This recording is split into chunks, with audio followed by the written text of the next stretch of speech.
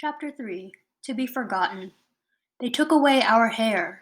My children, Mr. John Benally said, after teaching us how to say hello in English. I am sorry, but you must go now into this room. We did as he asked.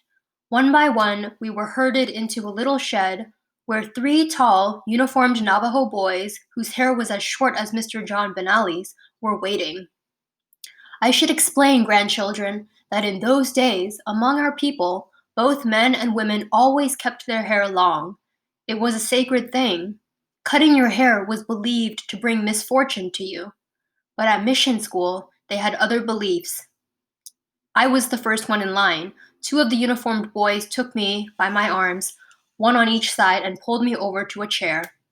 What are you doing? I asked in Navajo, just loud enough so that they could hear, but they did not answer me.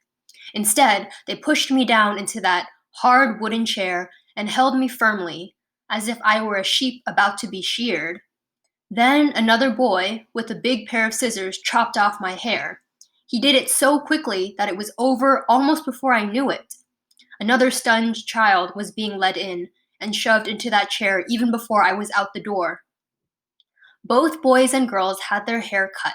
The only difference was that the hair of the girls was left a little longer than the boys', but I could see, from the looks on their faces, that losing most of their beautiful hair made those girls feel the same way I felt, naked and ashamed.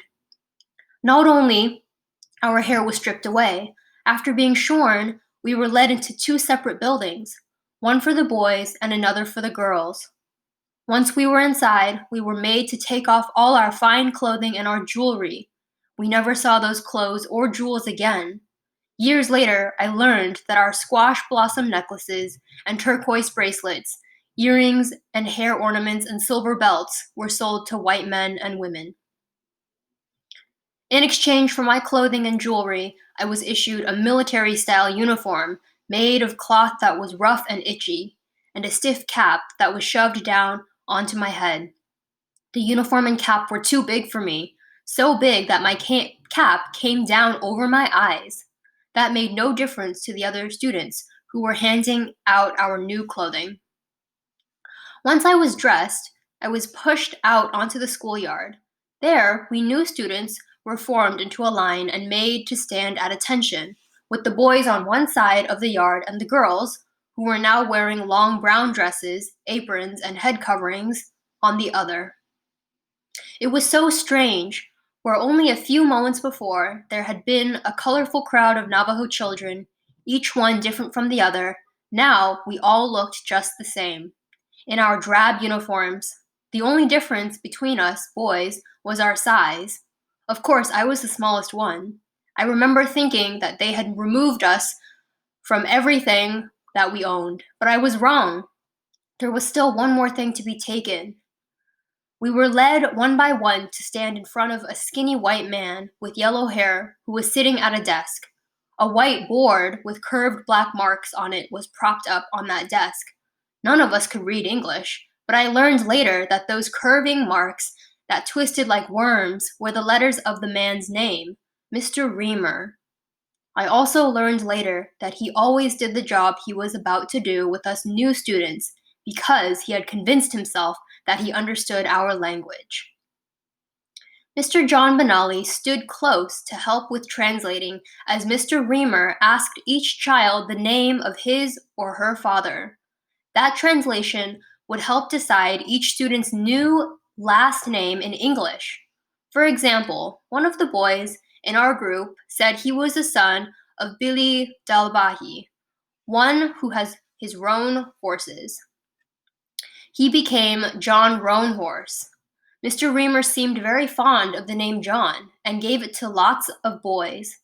Also, if he did not like the way someone's last name sounded in English when it was translated from Navajo, he would just choose another name and give it to that boy or girl.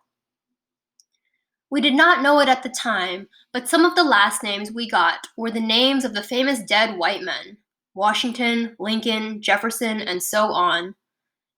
That was shocking to me when I discovered it later. Among our people, no one is ever deliberately given the name of someone who has died. When it came to be my turn, I stood at attention in front of the desk. The skinny, yellow-haired white man said something to me. What he said sounded very strange. It did not sound like any language I had ever heard before, not even the English that everyone around us was now speaking. Once again, the white man made those unpleasant noises. He sounded like someone trying to speak when his mouth is full of food. "He thinks he is talking Navajo," Mr. John Benally whispered into my ear. "He is trying to ask you the name of your father." "Daghadbahi Biye," I said. "I am the son of the one with the gray mustache." "Huh?" said Mr. Reamer as he wrote something down on his paper. Another Bigay. Because that white teacher could not really understand our language, he did not realize that Ba in Navajo means son of, so he made Ba my last name, although he wrote it as he heard it, Bigay. Lots of other white men at other schools did the same.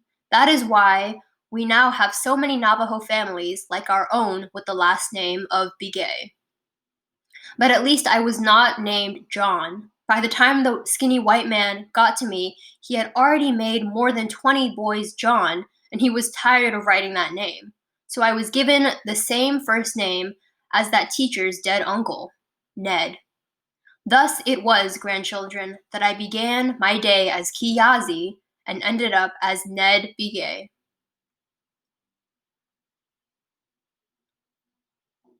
Chapter 4: Progress. Tradition is the enemy of progress.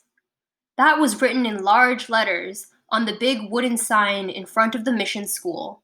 It was the first thing we were taught to read. Anything that belonged to the Navajo way was bad, and our Navajo language was the worst.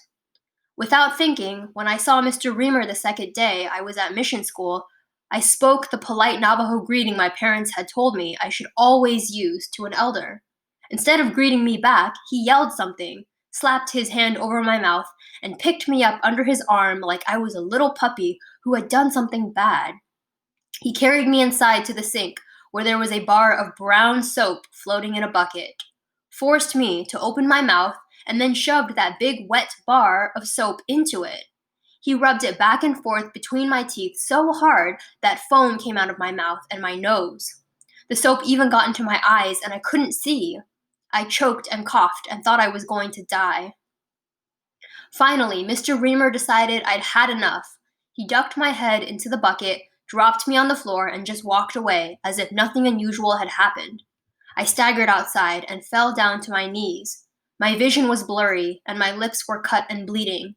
Tommy Nez, who was the first friend I made in school, lifted me to my feet.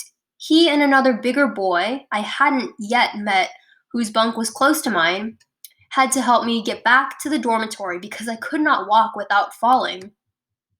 My relative, you will return to balance again, that bigger boy, whose name I later learned was Jesse Chi, whispered in my ear in Navajo. The holy people have not forgotten you. Somehow, Jesse Chi knew I had to hear our language just then, though it was a risk even to whisper it. Those teachers had ears that seemed to hear our thoughts. I knew I had found another friend. Also, I knew that I never wanted to experience that awful soap again, so I tried my best to avoid speaking Navajo when any adult could hear. I never had my mouth washed out again, but still, to this day, I cannot see a bar of brown soap without feeling a little sick to my stomach. That same punishment was given to the boys and girls who spoke Navajo.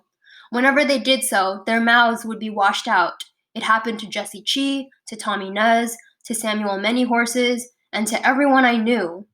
I don't think a single child escaped having his or her mouth roughly washed out with soap.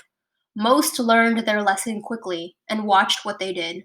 However, some of the children were not just forgetful about using our language. They were openly defiant. They refused to give up speaking Navajo. So they were beaten with heavy sticks. Principal O'Sullivan, who was also the head disciplinarian, punished the most defiant children. He had a favorite stick that hung out on the wall behind his desk. Sometimes he would beat the boys and girls so badly that they would not be able to walk the next day. John Roanhorse, who also had a bed in my part of the dormitory, was one of the most stubborn ones. His mouth was washed out so often that it no longer seemed to bother him. "That Billigana soap is not so bad," he said to Jessie and Tommy and me one night in the dormitory. "I'm getting to like the taste of it." Even being beaten did not stop John Roanhorse from speaking Navajo. He was the biggest of the boys, and he could stand there, taking a beating without crying. Principal O'Sullivan just about wore himself out hitting him. He even broke one of his favorite sticks over John Roanhorse's back. So it was decided that a simple beating was not enough. John Roanhorse was taken into the cold stone basement and chained in a dark corner. He was kept there for a week with nothing to eat but pieces of stale bread and nothing to drink but water. When they brought him out, his eyes seemed as small as those of a mole, and there was a lost look in his face. I think a part of his spirit was left down in that cold, dark place. I was never openly defiant like John Roanhorse had been, nor was I like the careless boys and girls who kept speaking Navajo when our teachers, who watched us the way coyotes watch a prairie dog hole, could hear them. I did my best to learn English. As the days turned into weeks, then months and years, I began not just to do well with my classes, but to do better than any other student, especially in such subjects as history and geography. Learning and remembering things of the past and finding out about faraway places was interesting to me. I seemed to be a perfect student. When my Bilagana teachers looked at me, they saw a little Navajo boy who did just what he was told, never got in trouble, and studied hard. Whenever I was called on, I would stand right up. "Yes, teacher," I would say, widening my eyes and nodding my head as I spoke. "Yes, teacher." Those were the two words I spoke more than any other when I was in mission school. They were like magic. Even if I did not understand something, all I had to do was say those words to make my white teachers nod back at me or smile. Sometimes they did not even ask me to answer the question. "Very good, Nettie," they would say. However, I was stubborn in ways the teachers could not see. I spoke nothing but Navajo whenever I was alone with other Indian students. In the basement of the school or out back behind the woodshed, I learned Navajo songs and stories. Some students in that school, especially after being beaten enough times for talking Indian, reached the point where it became hard for them to speak Navajo, even when they wanted to. But it was not that way for me. If anything, rather than taking my language away from me, boarding school made me more determined never to forget it. So I held on to my sacred language while learning the words and the ways of the whites, but I had no idea, even in my wildest dreams, that the very language of those Bilagana teachers tried to erase, the way you wipe words from a blackboard, would one day be needed by important white men.